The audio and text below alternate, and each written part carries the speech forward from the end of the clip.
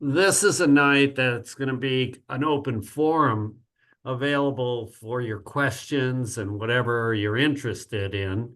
But I also have a little PowerPoint with a video that I wanted to play about Ozempic, the semaglutide, those GLP-1 agents that are so popular right now. And I hope you find it interesting. Well, But I'd like to start with a question. They're advertising that stuff really heavy for weight loss. How are they doing that? The doctors have to lie? well, no, they had the original medicines were they came out developed for diabetes, but then they found that the people who were taking them actually lost weight. And so they increased the dose of the Ozempic semaglutide and changed the name to Wegovy. It was a higher dose. And then they approved that for weight loss. So they're the same medicine. That's good to know. I have a daughter and son-in-law that are, I believe they're on that. Because I keep saying you're on Ozempic, and they say, no, we're not, we're on something else. And now that sounds familiar. And I don't agree with what they're doing, but Well, you're going to listen tonight and you'll probably want to share this with them yeah, they after won't listen to me. we get done. Perhaps you'll want to share it with them. I spend a lot more time with the health freaks up in Portland. It's interesting how I have two daughters and they're 180 degrees different. They're best friends, but boy, everything's different.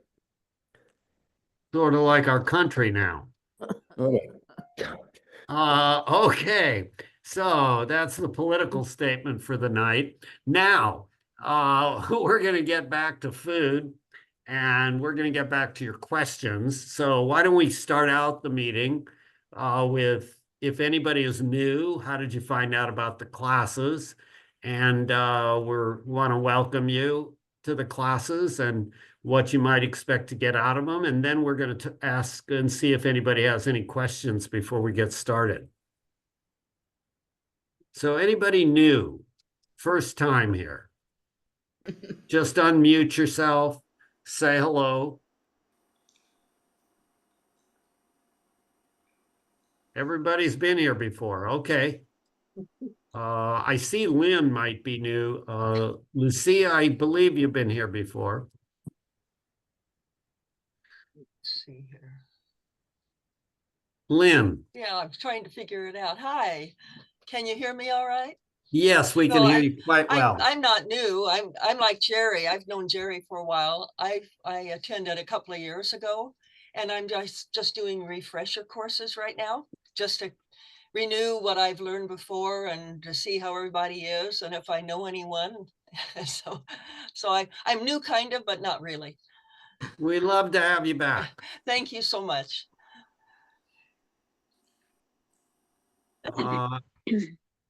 Anyone else? what's that phone? Oh, that's somebody's. Is that your phone? No, actually, there's 1, 2, 3 people on phone, and it's kind of hard to chime in from the phone sometimes to kind of figure out if you aren't used to working in Zoom. So it's hard for the people, I would suspect, who are on the phone to do much more than listen. Although if they could figure it out, we're more than willing to answer their question, or they could put something in the chat and we'll try to answer questions for the people who are on their phone. Can you hear me, Charlie? I can hear you. Yeah, so if I unmute my phone, I can talk with you guys. Okay, and who's this? This is Kyle. I've been doing this for a few years. I met Scott quite a few years ago. Oh, and he recommended it, and it's really worked well for me. Welcome. Glad to have you. And you're showing other people that that you can speak on the phone. Yeah. Well, I appreciate what you guys do because it's helped me tremendously. Great. Great to hear. Do we have any announcements to make, Scott, that we can make now and then maybe later or whatever?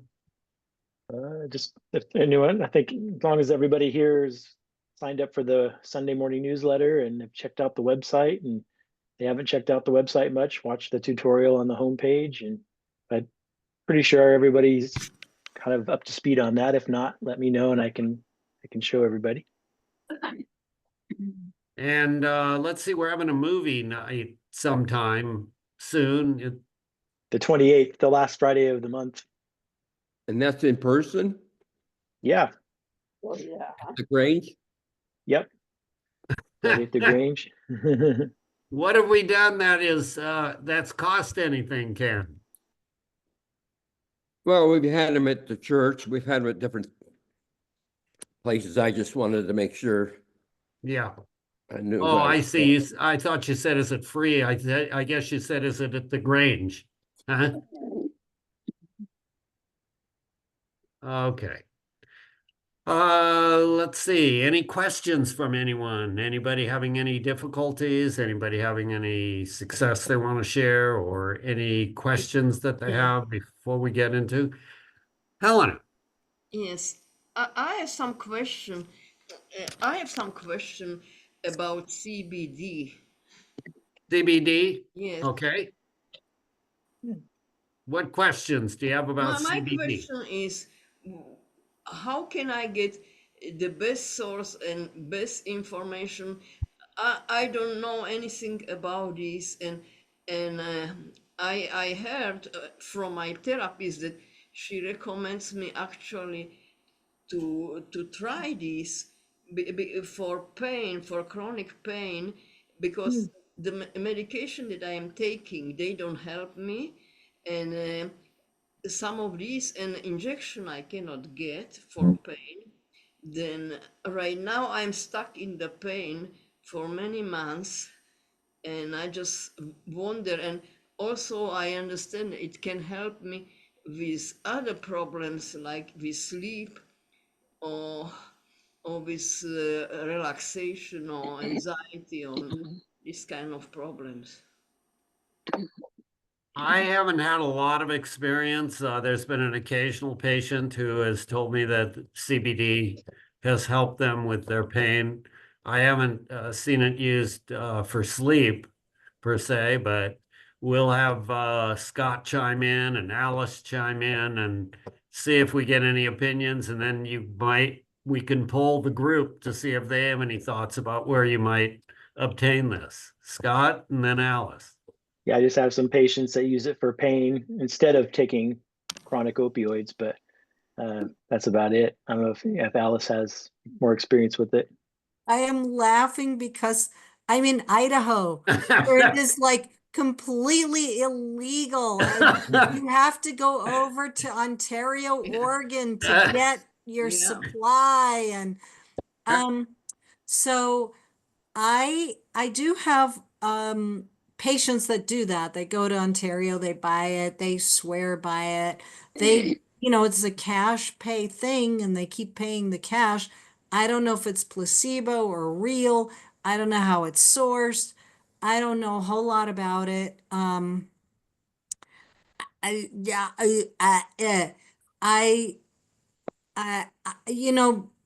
chronic marijuana use, and this is like, there's two kinds of marijuana, and I'm forgetting, but one of them's more activating, one of them's more sedating. So one of them's used more for sleep, but they are highly potent, and they do interfere with memory over time. Chronic use leads to memory issues. So but I'm from like, right-wing Idaho. So I, that's, Oh, I'm sorry. I thought you were done. no, I am done. I'm going to say that this, don't eat for 4 hours before bedtime. It will help you with sleep. That's what I learned from circadian code, and it's working. So that's an alternative. That's all I have. But if you have pain that you cannot sleep, and if your muscle cannot relax, and you are stressed out, or or even if you get sleep, I have problem that I can fall asleep. I don't have problem for falling asleep. I have problem staying asleep, and I can just get up 4 or 5 times at night, each couple of hours, and wake up and walking to the bathroom and back and forth. It is something that I am not just looking to fall asleep, because I have other measure to fall asleep and to get relaxed, but to stay asleep because of the pain that I have pain. And during the night I just try to position myself from side to side, and I am just turning all the night. And I don't believe, or I don't want to start any marijuana or something.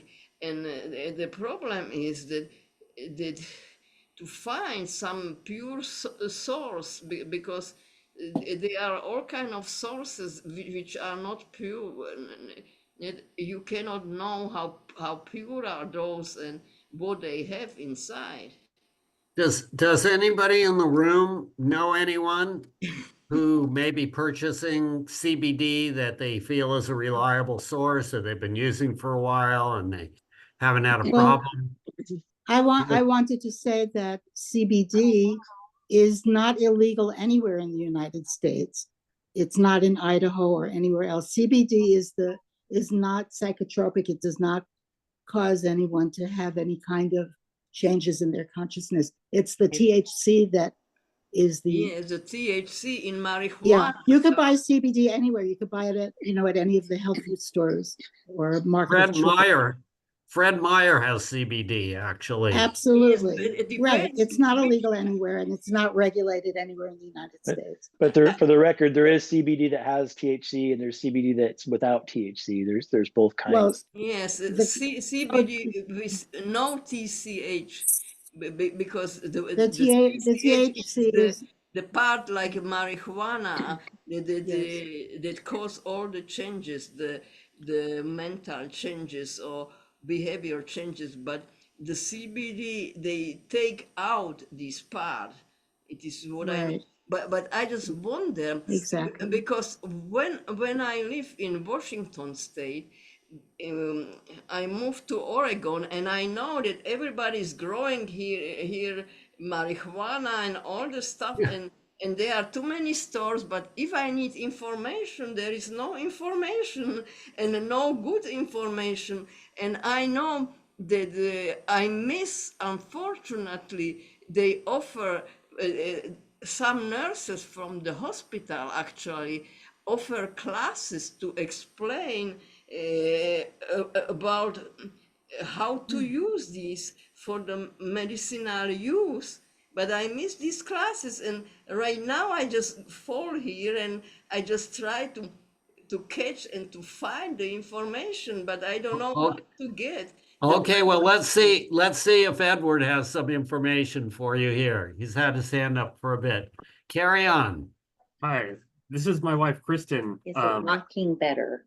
Kristen, so happy to have you. Yeah, You're becoming our resident expert on this topic. Using? so she uses some edibles and like vape sometimes, and she seems to have had good luck, and she has more to say. Well, I found these edibles, and they're like non-intoxicating, and they're THC or they're CBD and CBN. And CBN is supposed to be really good for sleep.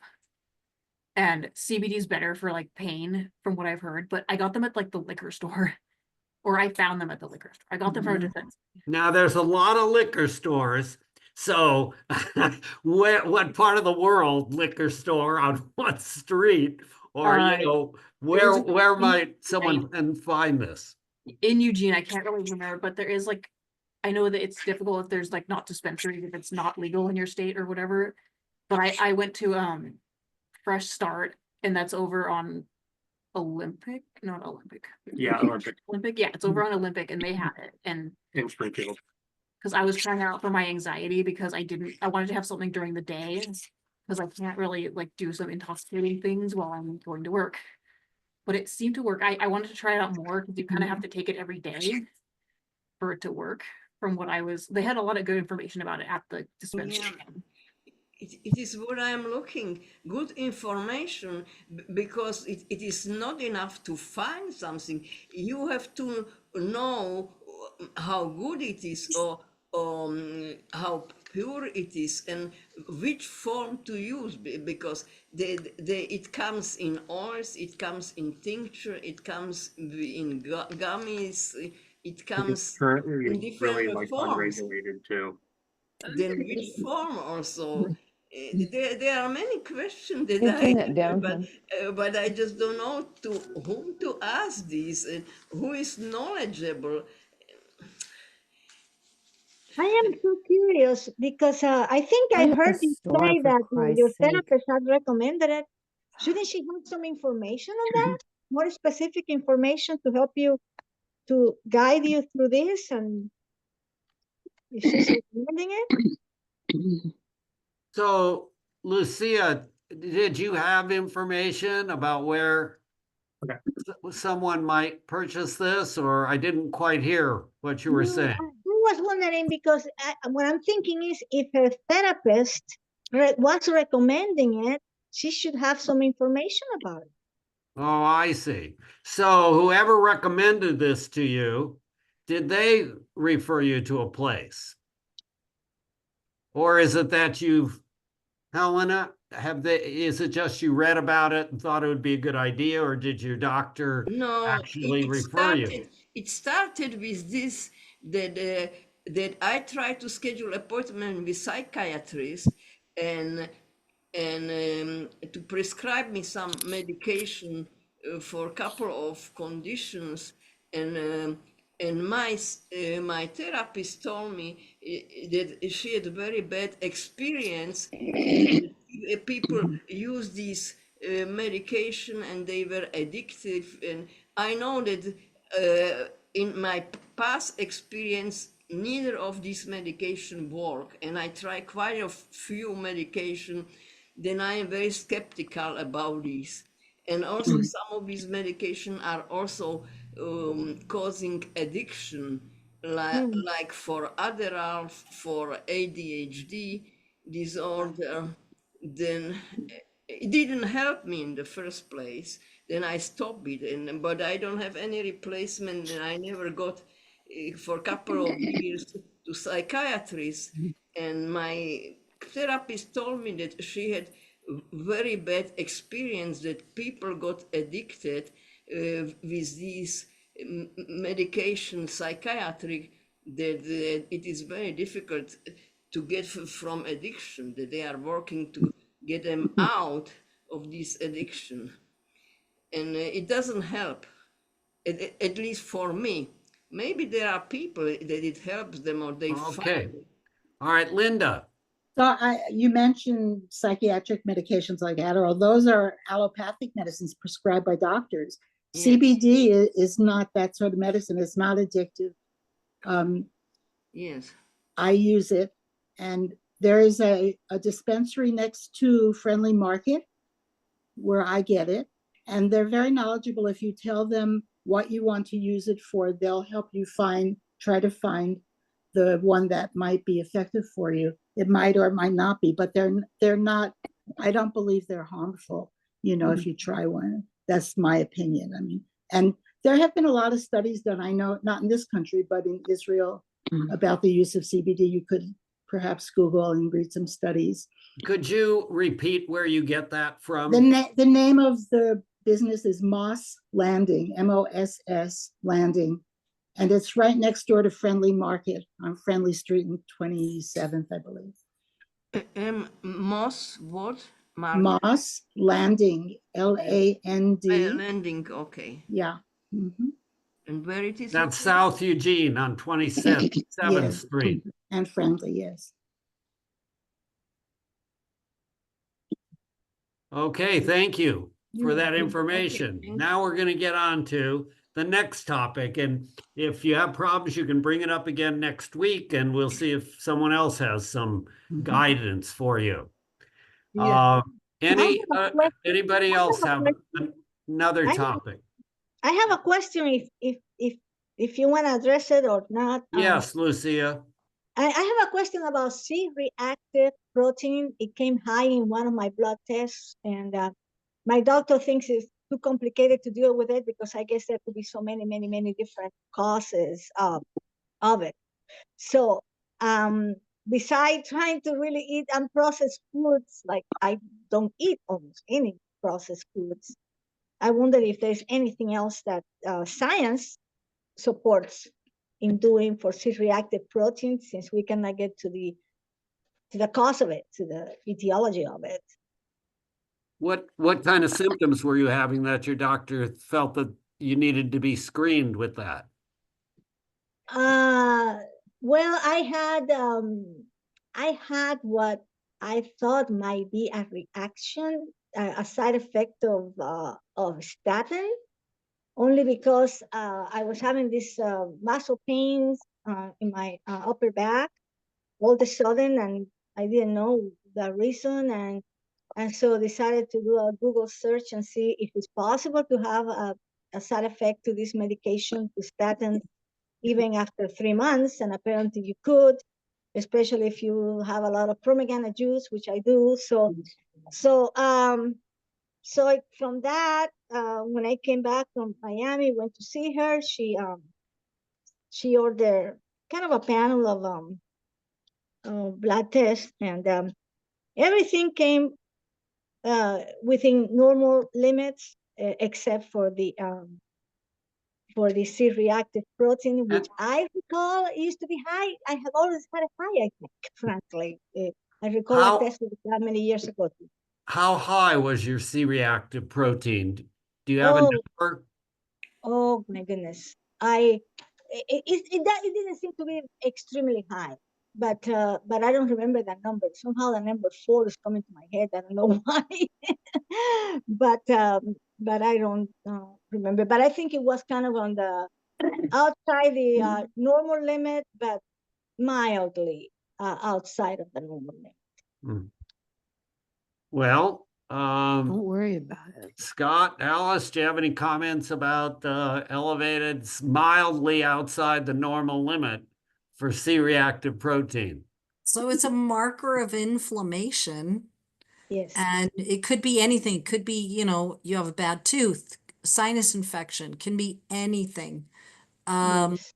Can be, if it's the highly sensitive CRP, might be more related to heart, blood pressure, cholesterol, that kind of thing. If it's not super high, I mean, do you exercise? I deserve to be so healthy. My lifestyle has always been so healthy. By the way, the number is 4.7. And yes, I do exercise every day. Not as much. I have a constant pain, frankly. My back is in constant pain, which So if you have inflammation in your back, arthritis, that could increase it too. What was the upper limit? What was the range that was normal?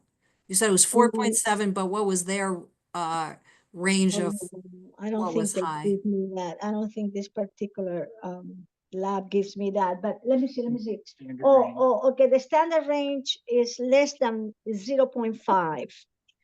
And I had 4.7. So I guess that's not so mild. I don't know.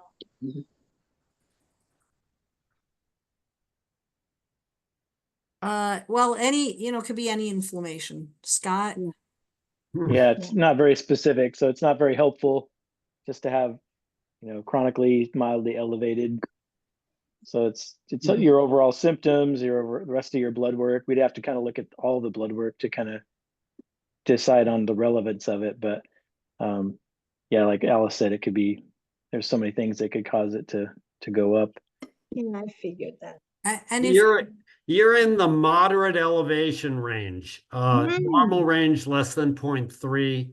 Minor is elevation is 0.3 to 1, and 1 to 10 is moderate, and marked is above 10.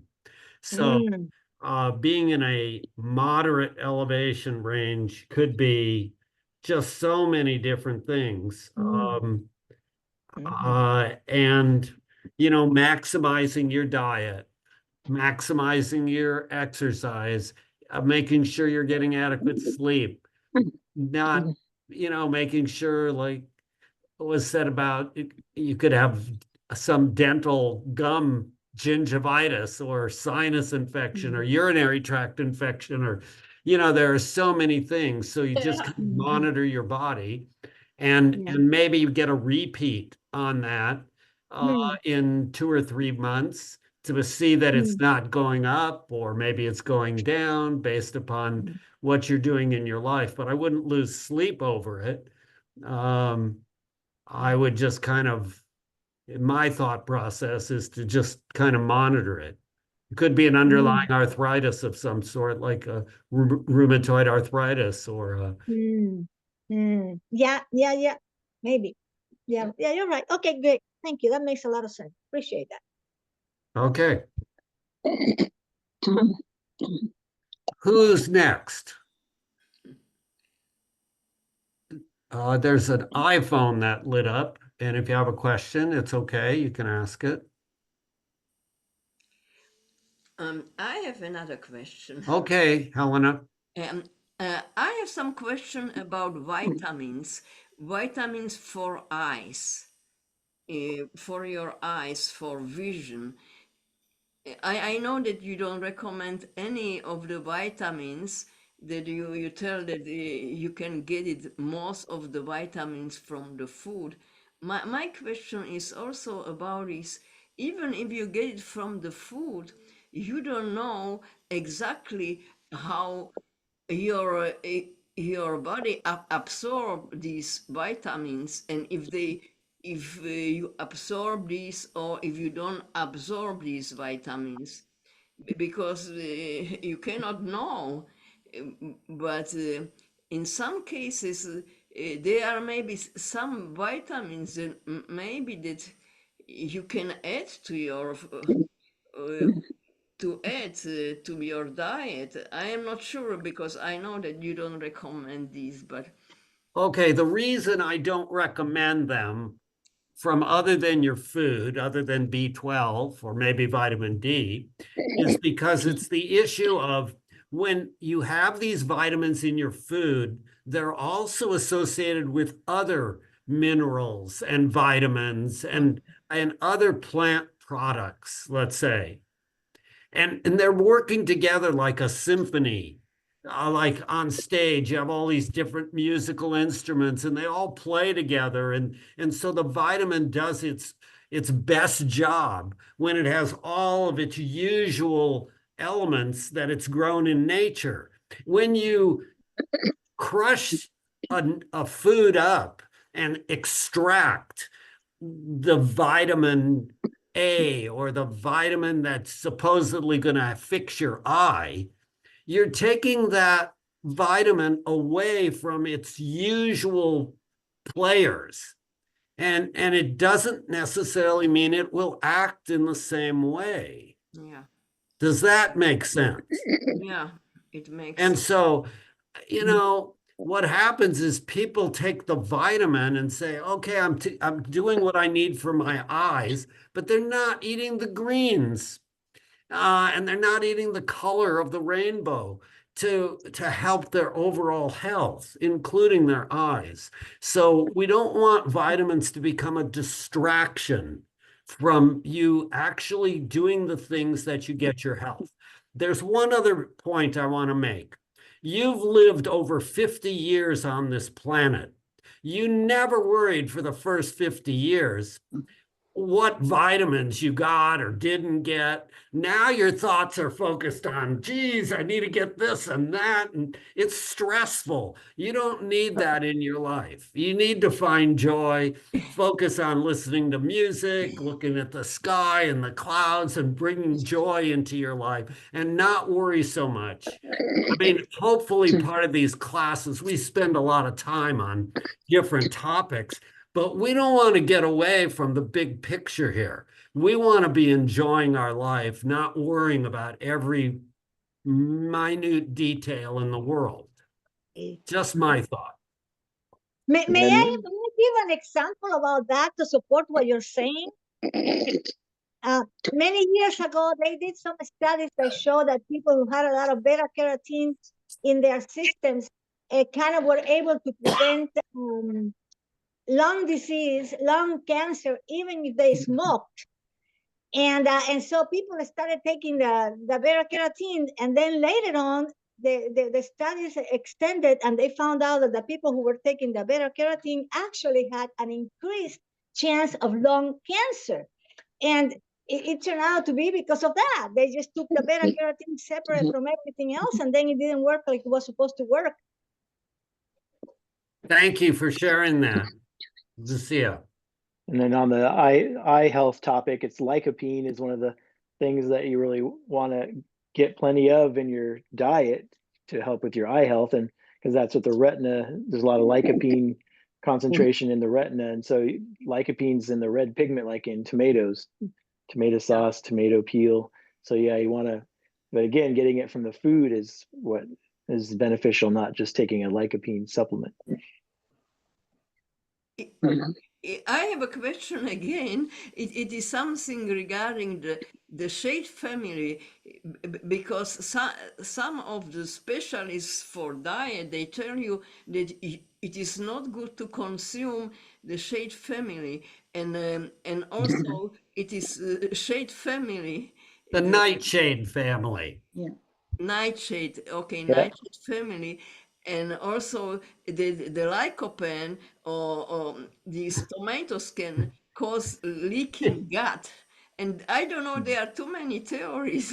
Yeah, no, that's so the nightshade family, and also that kind of goes together, nightshades and lectins and all that. That's kind of goes back to the blood type diet years ago that was debunked. And so now, there are some people that have food sensitivities to nightshades, so there are people that can't tolerate them, but probably 99% of everybody, they're actually really good for you. So yeah, it's like we talk about in the classes all the time. You got to figure out who you trust, and we trust the nutritionfacts.org and all the people that we follow. And a lot of those books that talk about that, they're selling supplements, and they're not on the up and up necessarily. Alice, have you seen any people with nightshade killing them off? That it's a major problem. So they talk about maybe with arthritis, nightshades being eggplant, potatoes, tomatoes, but I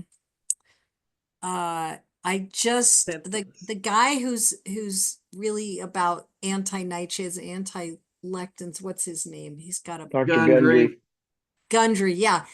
Every time I turn around, he's got an infomercial, and like now he's on QVC or the Home Shopping Network, and he's selling all kinds of stuff for very expensive prices, like $70 a month.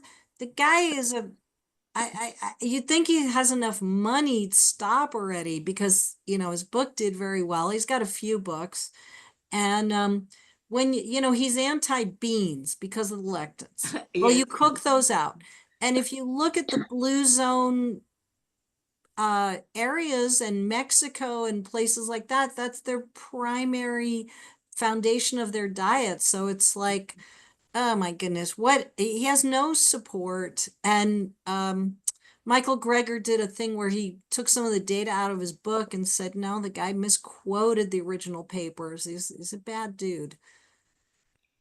I know that he's also against oatmeal. I know the Yeah. country is also against oatmeal, how bad it is. Yeah, if you want to get the truth about things like nightshade, all you got to do is go into nutritionfacts.org and you could type in the search bar nightshades, and you'll probably find articles and videos that Dr. Greger did and showing the benefits and all that stuff. So any question you have, we recommend people go to nutritionfacts.org and type in the search bar for what they want answered.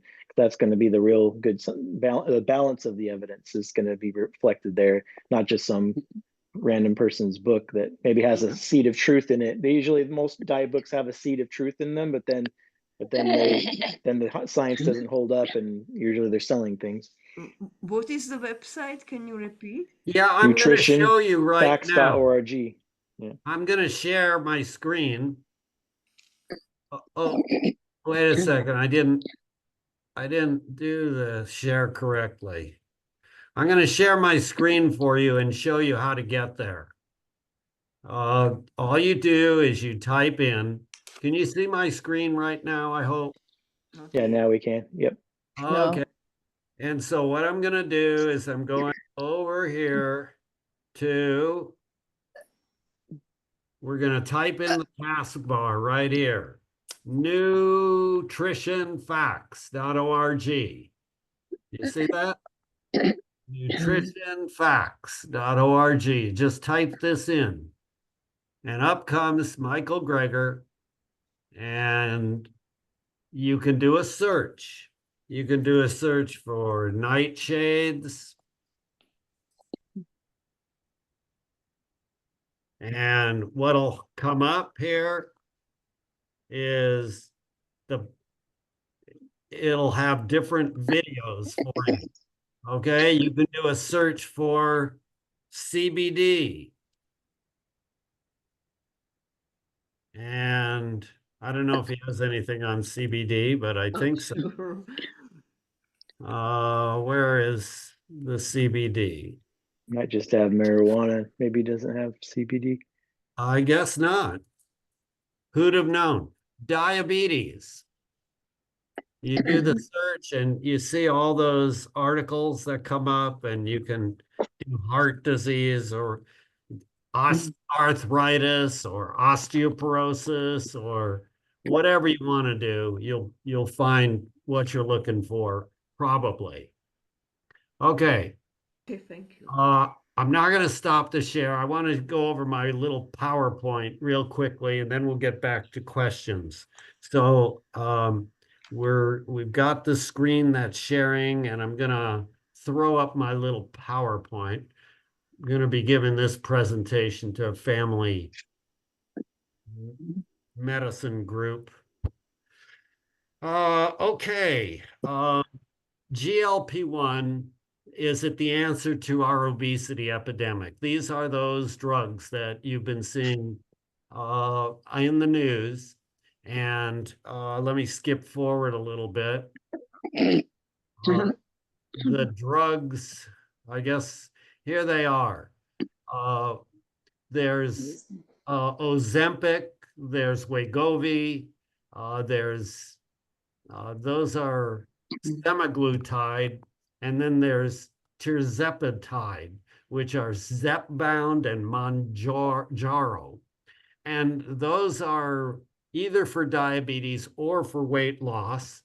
And we'll kind of go over that briefly with you. But we have a problem in our country. 2/3 of the adult population is overweight or obese, and more than 20% of our children and adolescents throughout the country. There isn't a state that has less than 20% overweight. It's a major risk factor for heart disease, this obesity.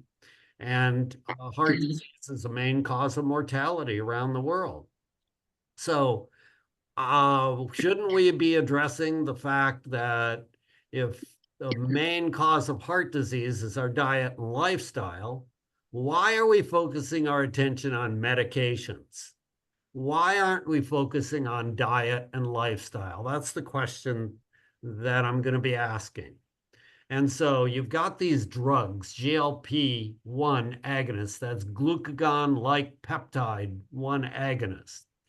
And we have a history full of weight loss drugs, but finding safe drugs has been elusive. If you remember, there was Fen-Phen just a few years ago. It was a wonder drug combination that came out until it was found that it was causing heart valve defects. So I've got the little picture of the heart up here. And then there have been some weight loss drugs that have wound up causing increased colon cancer. And then there have been some drugs that have actually led to increased suicide rates.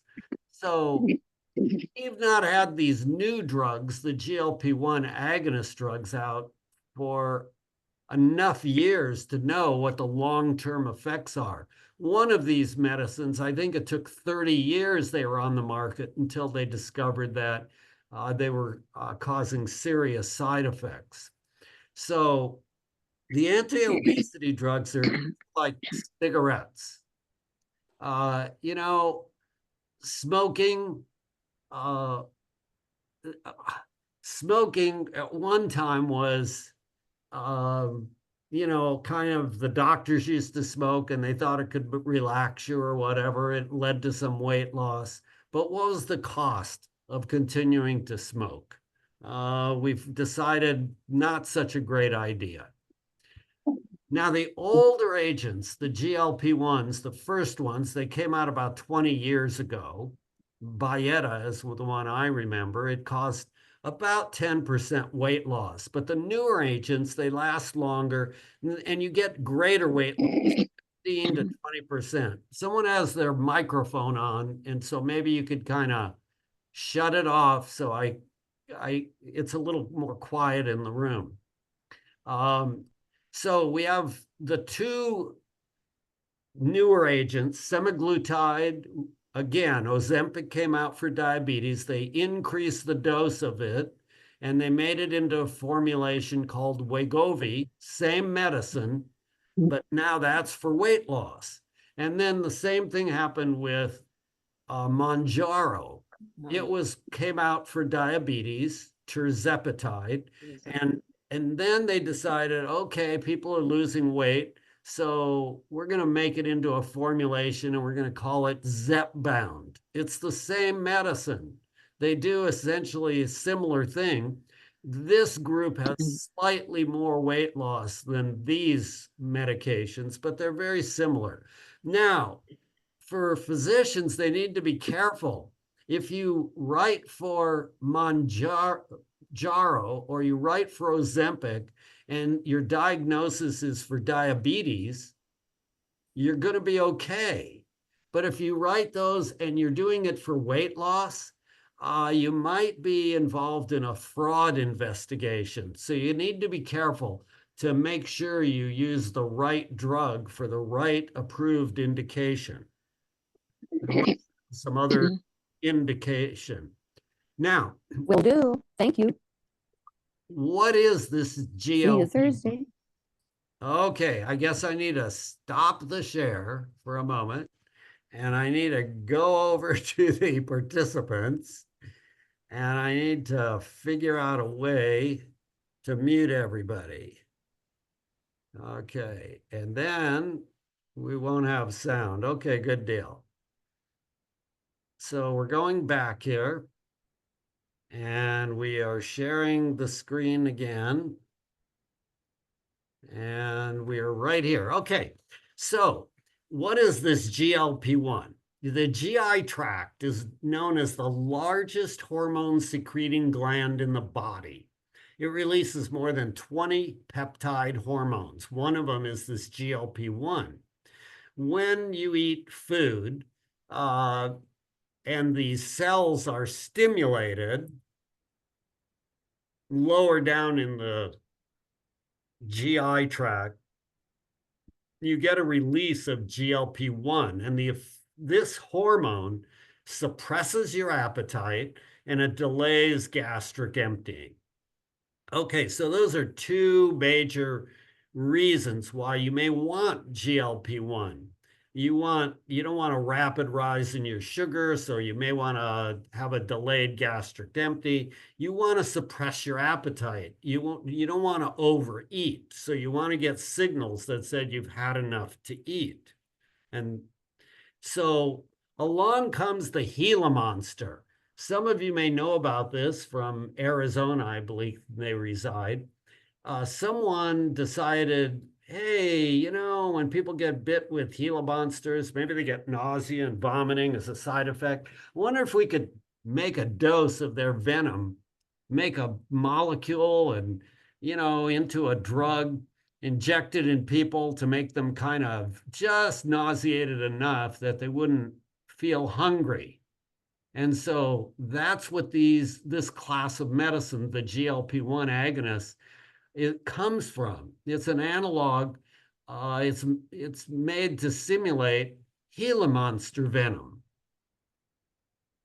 And that will make sense when you see why many people stop using the medication after a relatively short period of time. So it was first created and approved for the treatment of diabetes 20 years ago, these medicines. Formulated from the Gila monster venom, and that resisted breakdown by an enzyme. And it took a while to develop drugs that could last in the body a long time and not be broken down by this enzyme. So we now have drugs that you can take once a week that last for a long time. And they work a lot like birth control pills. They trick the body into thinking we're eating all the time, just like birth control pills make us think that we're pregnant, or at least the women who are taking them, and maybe the men too. Not too many men taking birth control pills, but some, I suspect, I don't know, some chemotherapy or something. Anyway, these drugs trick your brain. And how do they work? How well do they work? Well, if you take the Wegovy, which is the other name for Ozempic, higher dose, you get a weight loss of about 27 pounds or about 3.5 inches off your waist on the average. If you take the newer drugs like Zepbound, it has a weight loss which is greater. It's 40 pounds and about 5.5 inches off the weight. And it's about the same benefit as bariatric surgery, where you actually bypass part of your intestinal tract. But not everyone responds to these drugs. Studies show that about 1/3 of people were super responders. They are Kelly Clarkson and Oprah. They get this dramatic benefit. But 1 in 6 didn't lose a significant weight at all, even after a year. And there's been 4-year study with high-dose Ozempic, which is essentially Wegovy, which shows weight loss plateauing after about 1 year. So this is a 4-year study. That means they took this drug for 4 years and their weight came down, and then it didn't come down anymore after 1 year. So what happened if you lose 20% of your weight on these drugs and you start out at 300 pounds, you lose 60 pounds. Well, you were 300, now you're 240. So what this means is you start out obese or overweight, and after a year, many lose weight, but they still are obese, although they're less obese. So they do obtain some health benefit from this. But then in order to keep the same level of weight, again, remember, their weight plateaued at about 1 year. They kept injecting themselves at about $1,000 a month. Because when you stop the medicine, the studies show you go right back to your original weight. So why does your weight stall out after about a year? Well, initially, you lose your appetite, you're getting this dramatic weight loss, but then your body says, wait a second, I'm at this weight and I'm worried that I'm starving myself. So it's got a kind of a feedback control circuit, which stimulates your appetite to eat more. So after about 12 months, this circuit feedback, it increases your appetite and your weight is less. So you're not using as many calories, and pretty soon it reaches an equilibrium where you don't lose any more weight. So why do people quit the GLP-1 treatment? And based on 169,000 real-world patients using these drugs for weight management, most individuals didn't stay on the prescribed treatment for even 3 months. Half take the drug for only 2 months, 80% quit by 6 months. Why? Perhaps it's the cost, but the study showed even people with insurance quit. And you say, well, maybe it's not going to cost this much. In a few years, the costs will come down. Unfortunately, each of these drugs is protected by about 20 patents. So don't expect the drug cost to go down anytime soon. And some people say, but isn't obesity itself expensive? You know, the diseases that you have. Yes, it is. But most patients take it for a while, 80% now, and they stop after 6 months. So they may not be cost effective as they may seem. So is this drug safe? You get the GI side effects are the main reason for stopping the drugs. Nausea at 44%, vomiting at 24%, diarrhea, constipation, abdominal pain. The GI side effects are the main reason people stop these drugs. And the American Society of Anesthesiologists says, you know, your stomach slows down so much, you probably shouldn't have elective surgery until you stop these drugs for at least a week. And some people feel 3 weeks would be safer, that your stomach slows down so much. There is a slight increased risk of pancreatitis, bowel obstruction, kidney failure, thyroid cancer, depression, suicidal thoughts. So with most drugs, there are some of these pretty significant side effects. There's Ozempic face. You get rapid loss. If you do, taking out the fat from your face, it makes you look a lot older. Most people don't particularly like that concept. Gallstones could be created by a rapid weight loss, and shedding excess cholesterol can lead to crystallizing and gallstone formation. The FDA warned consumers not to use counterfeit Ozempic because back in December a year ago, so over a year ago, there have been a lot of people selling counterfeit medications that are not safe, and you must be really careful when you're trying to save money. Now, let's talk about this issue, because this to me is a really significant thing to give some serious consideration about. If you lose weight the good old-fashioned way by eating low-calorie density foods and exercising a bit more in your life, time-restricted eating, those strategies, for every 4 pounds you lose, 1 of those pounds is going to be lean body mass. The lean body mass is your muscle, bone, skin, organs, water. That means only 3 pounds of the 4 that you lose will be fat.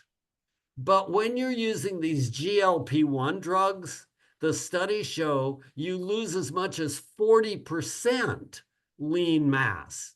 So instead of 25% lean mass loss, the weight loss you get on these GLP-1 drugs is 40% lean body mass. Now, why is this a problem?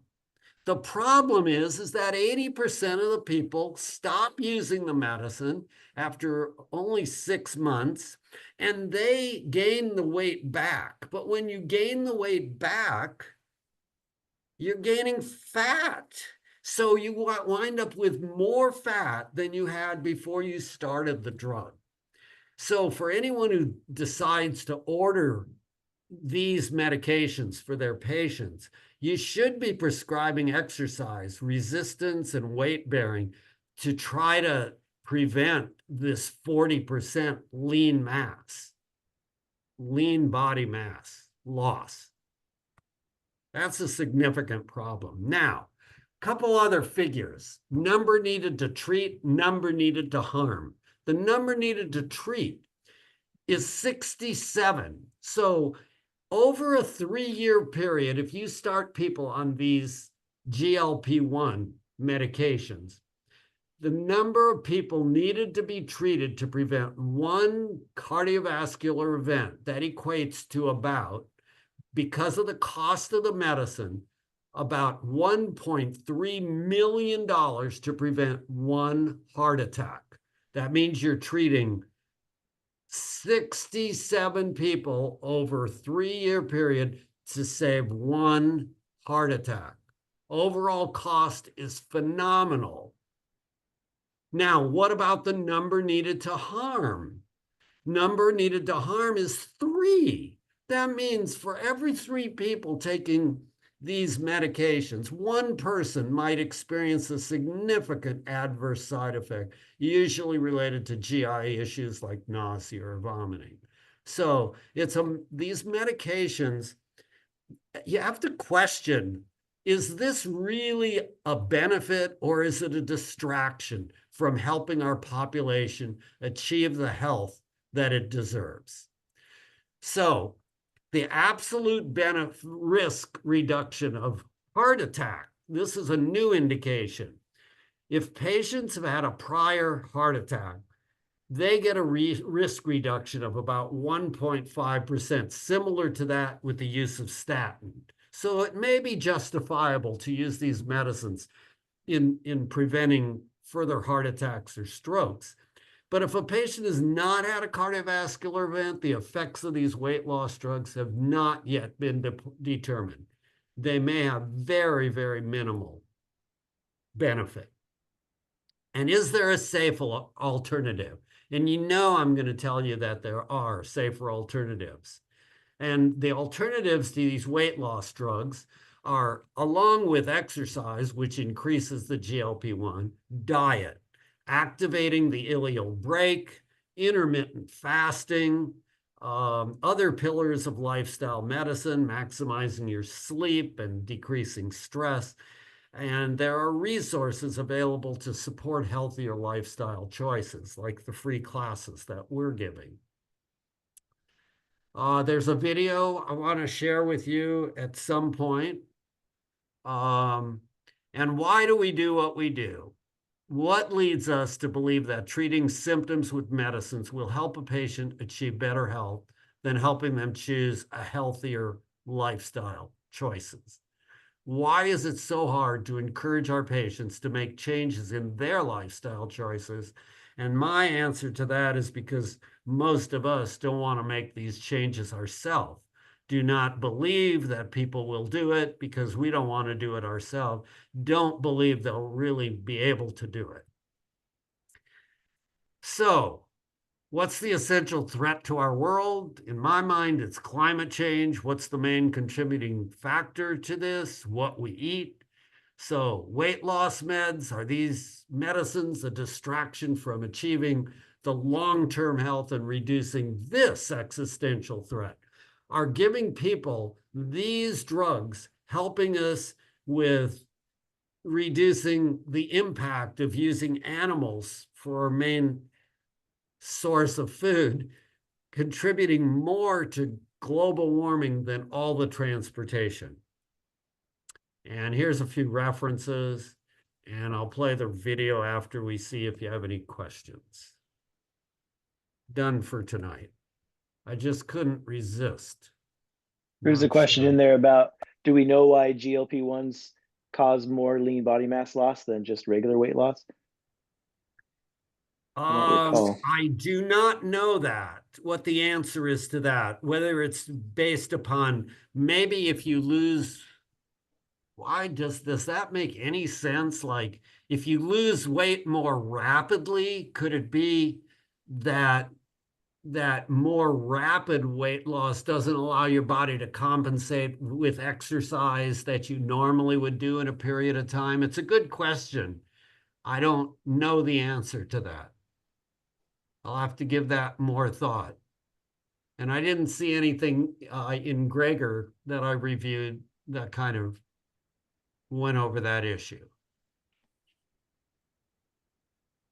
Okay, so let me go back over. I just have let's see. The lean body mass loss after bariatric surgery, I don't know. I know the percentage is about 23%. Maybe up to 25% is the overall, but another good question.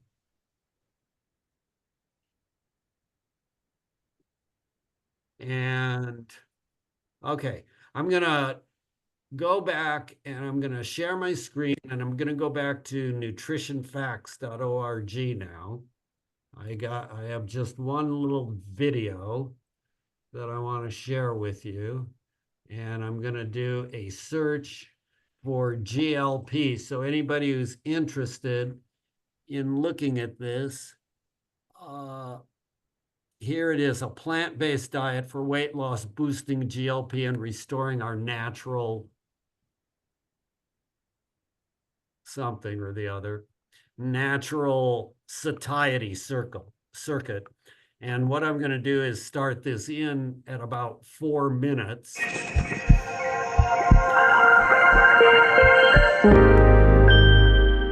Lining our digestive tract that produce appetite-suppressing hormones like GLP-1 have receptors on their surface that respond to carbohydrates, proteins, and fats, as well as detect bitter compounds like quinine and tonic water that I've talked about before, as well as pungent molecules as I detailed in my video on spices.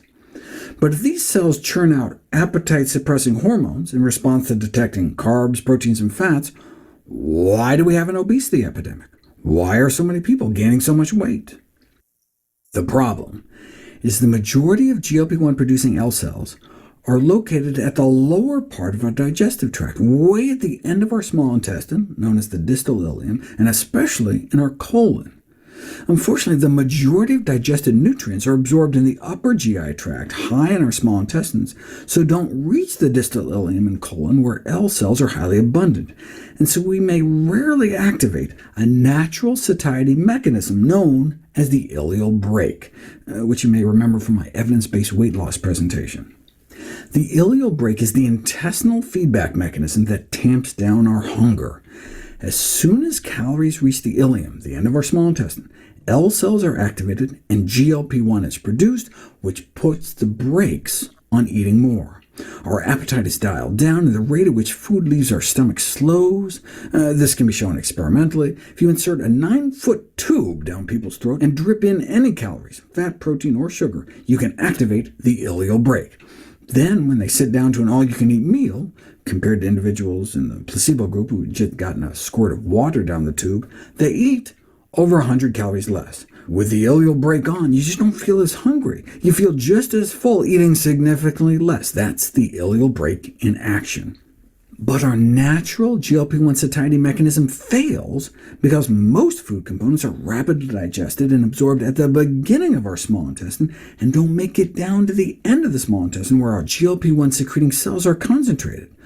Well, that's dumb. Why would our body design an appetite regulation system based on calories ending up in our colon when most calories get absorbed way before that, no matter how much we eat? Because when we were evolving, there was no such thing as table sugar. There was no such thing as Wonder Bread, no such thing as vegetable oil. For the millions of years before we began to sharpen spears, mill grains, or boil sugarcane, our entire physiology is presumed to have evolved in the context of eating what our great ape cousins did, a diet composed of leaves, roots, fruits, and nuts. We started using tools during the Paleolithic period, which only goes back about 2 million years. But we and other great apes have been evolving since the Miocene era, which goes back as far as 20 million years. So for as much as the first 90% of our hominoid existence, our body evolved on mostly whole plant foods. Here's why that matters. Animal cells are encased only in easily digestible membranes, which allow the enzymes in our gut to effortlessly liberate the calories within a steak, for example. Plant cells, on the other hand, have cell walls that are made out of fiber, which acts as an indigestible physical barrier. So many of those calories remain trapped until the good gut bugs in our colon eat that fiber and spill out the contents of plant cells to signal GLP-1 release. When we get our calories, our protein, fat, and carbs, like the sugars and milk, from animal foods, they get absorbed early in our small intestine and never get to activate many of the satiety cells that secrete GLP-1 hormones, which are concentrated further down. It's the same when you consume processed plant foods. Chug down sugar water, white flour, and oil, and the exact same thing happens. But what if you walled off your calories? In other words, try to make sure as many of your calories as possible, your protein, your carbs, your fat, were encased in cell walls. In other words, from whole, intact plant foods. Let's say you eat a nut. No matter how well you chew, tiny bits of nut containing hundreds of thousands of intact cells are going to make it down your colon, where the fat can be released by fiber-eating bacteria to activate GLP-1 secretion. You can see the bacteria breaking into the cells and nom-nomming all the goodies. The same happens when you eat an apple or steel-cut oats. Instead of all the sugar and starch getting absorbed earlier, like if you drank apple juice or ate a cracker, some of the carbs spill out further down to activate your satiety hormones. Even though the milling of whole grains into flour can break open all the grain cell walls, whole grain bread is still better than white bread because whole grain at least has extra fiber that makes it down to our colon. There, our good gut bugs can turn the fiber into short-chain fatty acids that can activate GLP-1 secretion on their own. And fiber has a gelling property that can trap other calories in the meal and pull them farther down the intestine. Chug a third of a cup of oil on a high-fiber diet, and more than twice as much fat makes it to your colon than when you have the same amount of oil on a low-fiber diet. In other words, even if you ate a donut on an otherwise high-fiber diet, some of the donut calories could still make it far enough down to help dial down your hunger.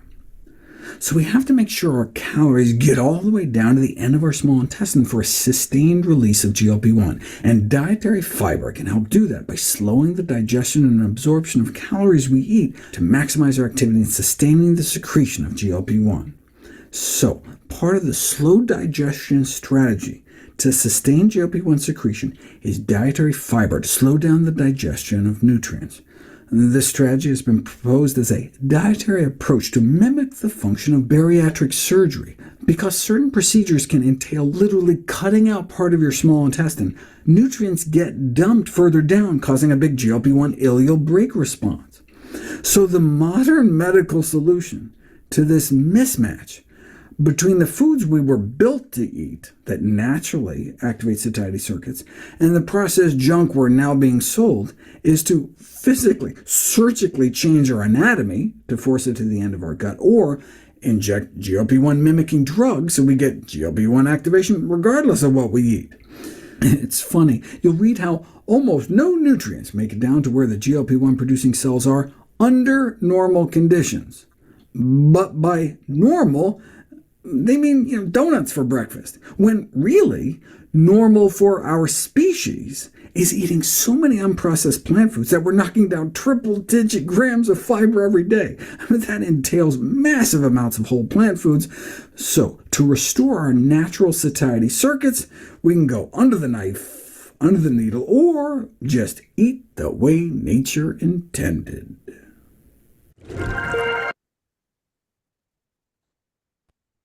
Okay, it's becoming one of my favorite videos, the ileal brake, and we can go under the knife, under the injection, or just eat the way nature intended.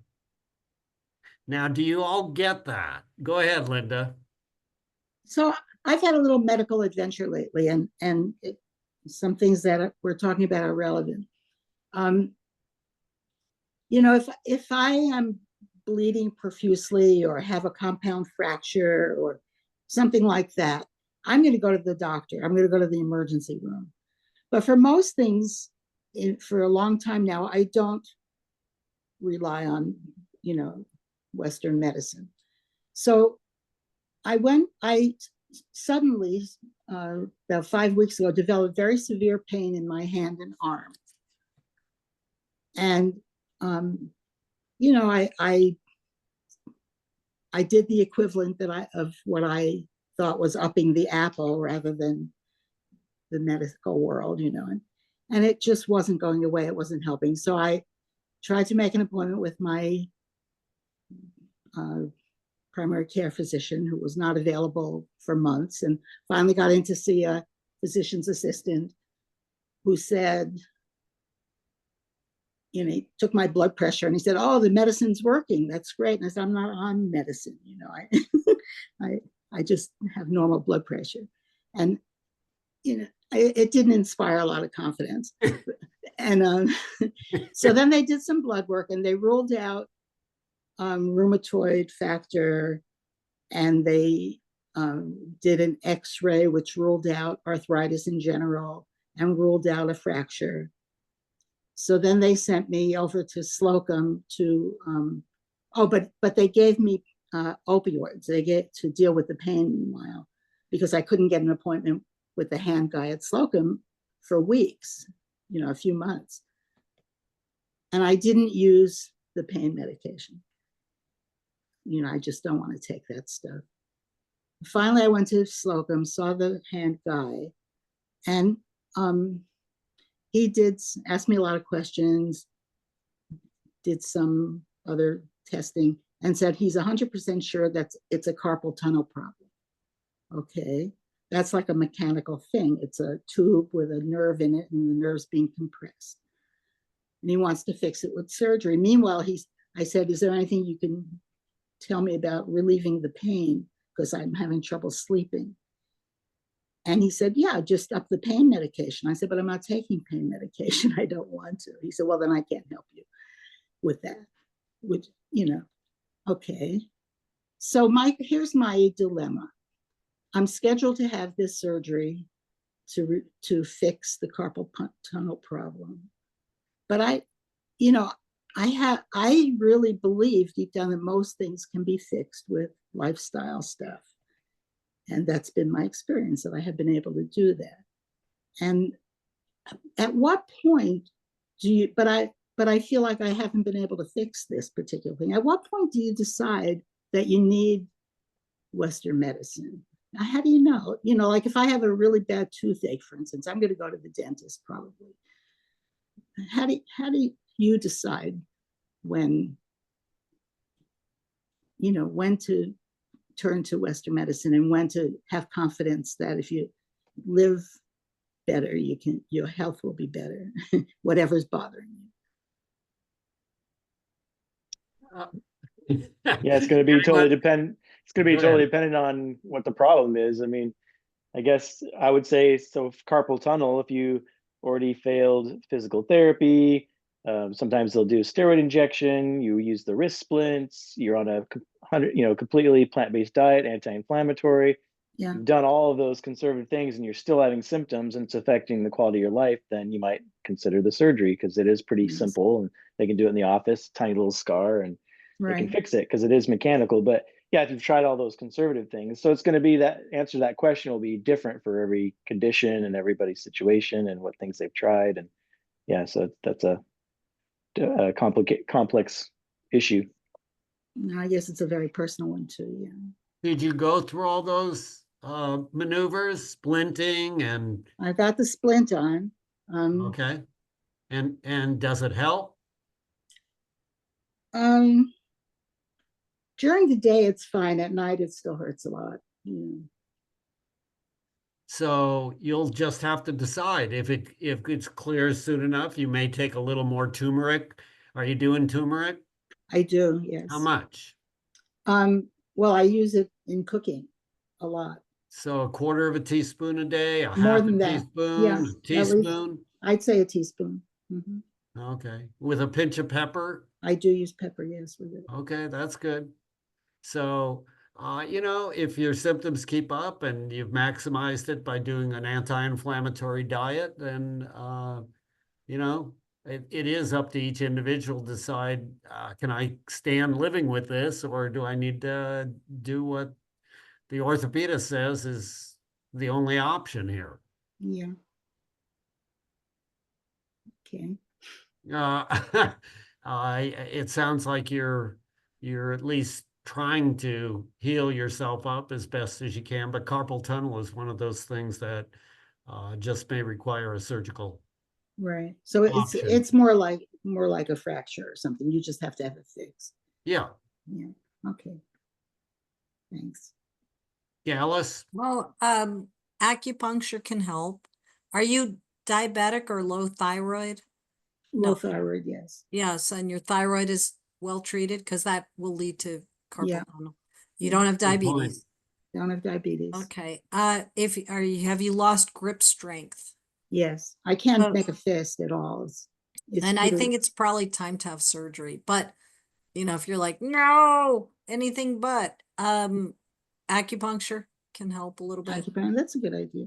Maybe I'll Yeah. try. But if you've lost grip strength, you can permanently damage the nerve that's Right. going through that little tunnel. And then even if you have the surgery, you're not going to get your strength back. So I wouldn't wait too long. Okay, thanks. Makes sense. Any other questions or thoughts?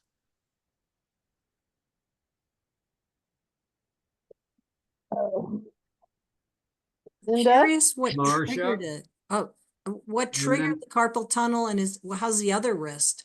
I mean, it's usually repetitive motion like hammering Yeah, or I was I've been under extra stress in the last year, and one of the ways I cope with that, my husband died recently, my husband of 51 years, and one of the ways I cope is to do a lot of knitting and crocheting, and I think that's what triggered it.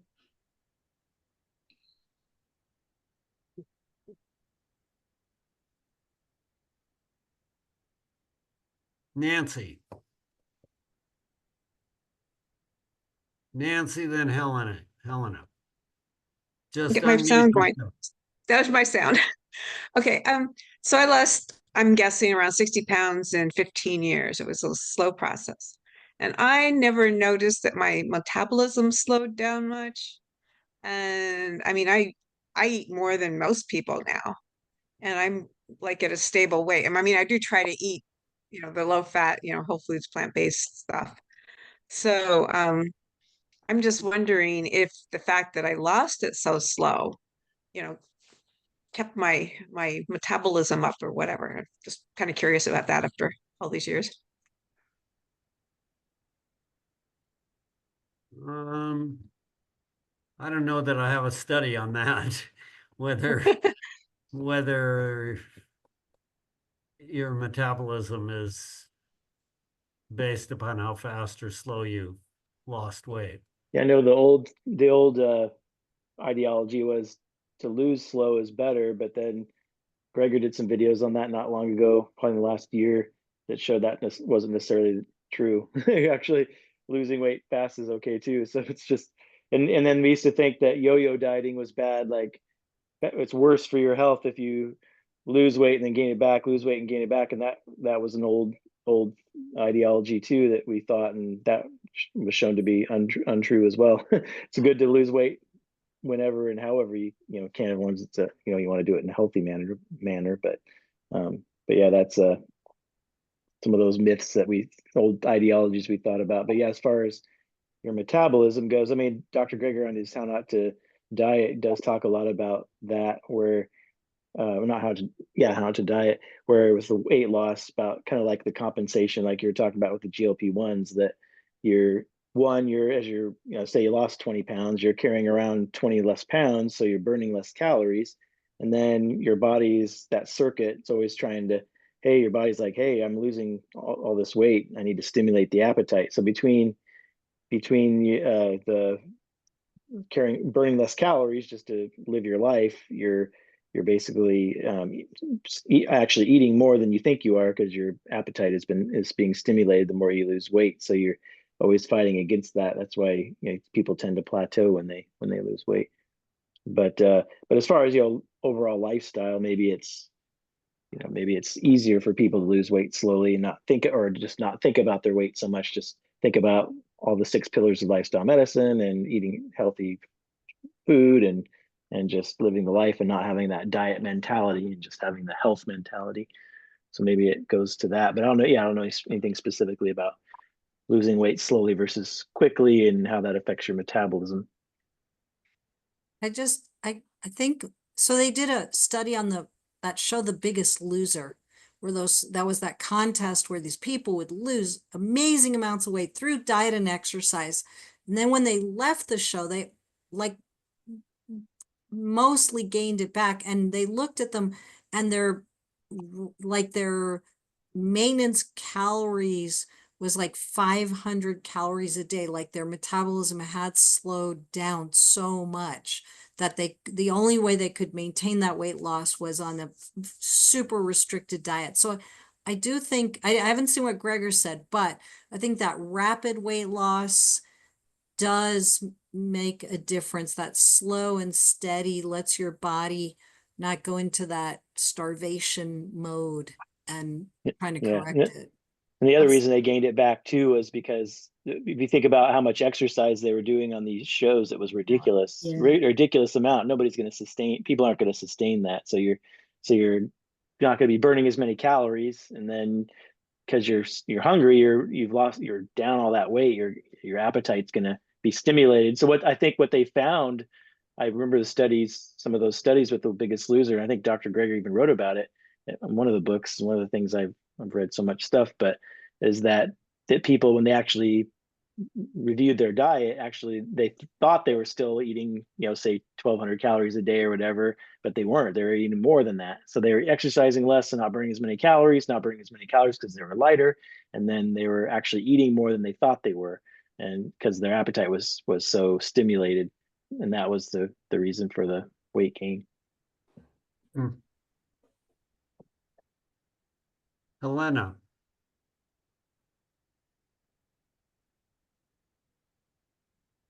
You need to unmute. And then I don't know, Marcia, you might have your hand up too after. Just unmute first, Helena. Still unmute.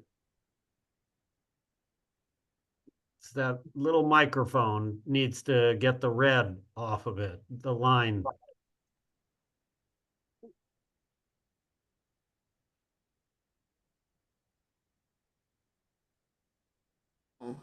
There you go.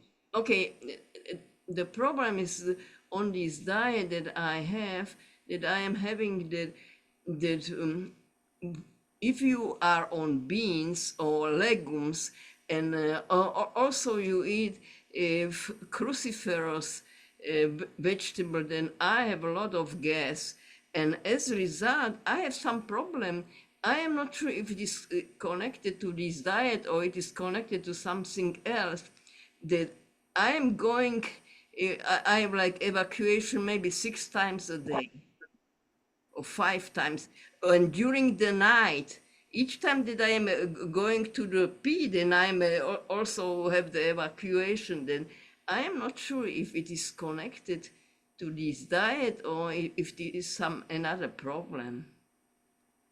Well, it depends on how long you've been doing this. Some people, it takes 2-3 months before they have maybe chronic diarrhea for a bit It is because of the increased fiber, and then it kind of slows down and things. Once you've replaced your microbiome, it usually gets better.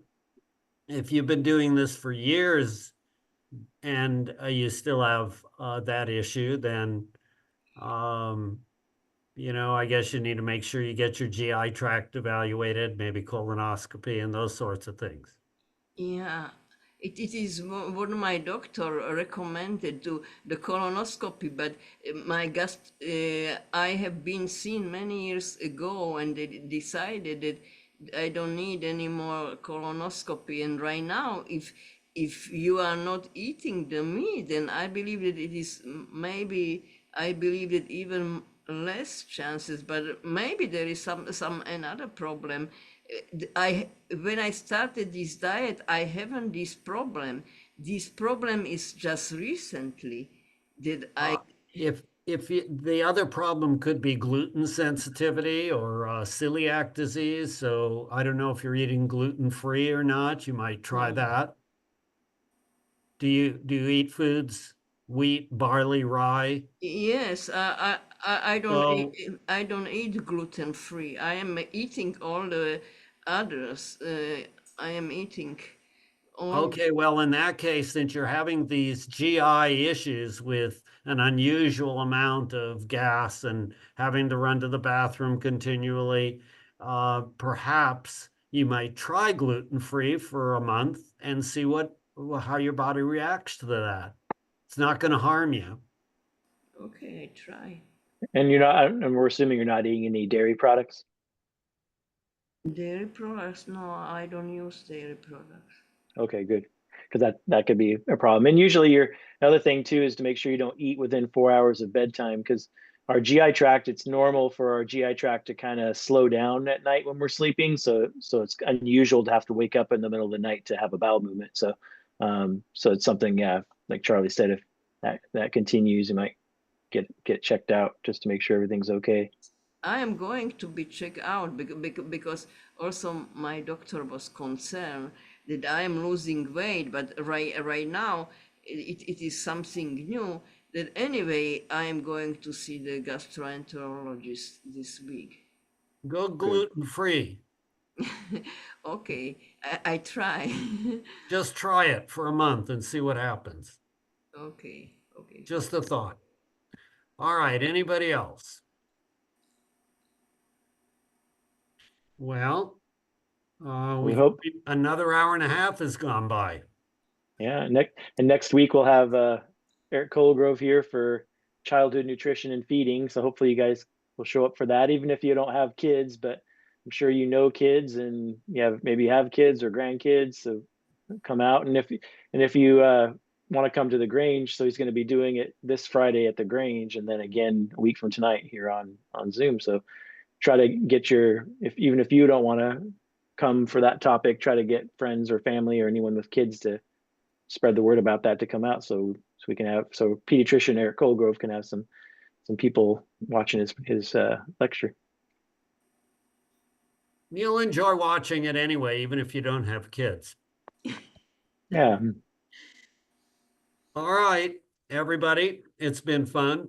Night, thank you. Okay, thank you. Have a good Good night. night. Scott, maybe you could give me a quick call for 5 Sure. minutes. Okay. Sounds good. All right. All right. See you guys. Bye. Bye.